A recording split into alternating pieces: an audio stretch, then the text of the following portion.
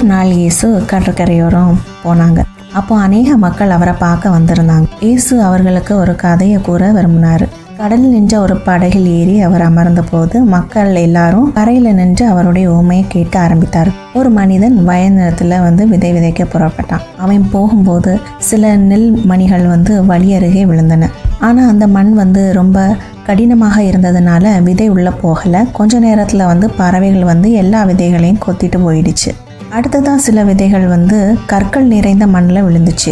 அங்க கொஞ்சம் மண் இருந்ததுனால விதைகள் சீக்கிரமா முளைச்சிடுச்சு. பச்சை செடிகள் நல்லா வளர்ற மாதிரி தெரிஞ்சிச்சு. ஆனா என்ன பிரச்சனைனா அங்க வேர் ஆழமாக போக இடம் இல்லாதனால, அதுவும் இல்லாம சூரிய வெளிச்சம் அதிகமாக இருந்ததுனால அந்த செடிகள் எல்லாமே காய்ந்து போயிடுச்சு. அடுத்து சில விதைகள் முட்கள் நிறைந்த இடத்துல விழுந்துச்சு.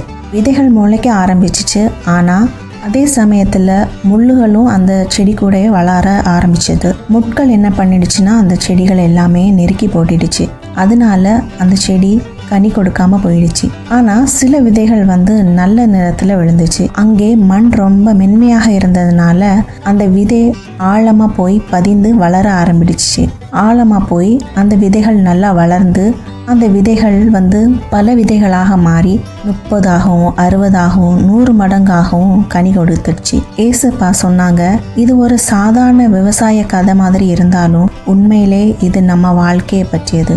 விதை என்பது தேவனுடைய வார்த்தை, மண் என்பது நம்மளுடைய இருதயம். வேத வசனத்தை எல்லாரும் படிக்கிறோம், ஆனா நம்ம வாழ்க்கையில அது எந்த பலனையும் கொடுக்கறதா இல்லை. இன்னைக்கு நம்மளும் நம்மளுடைய இருதயத்தை சோதிச்சு பார்ப்போம்.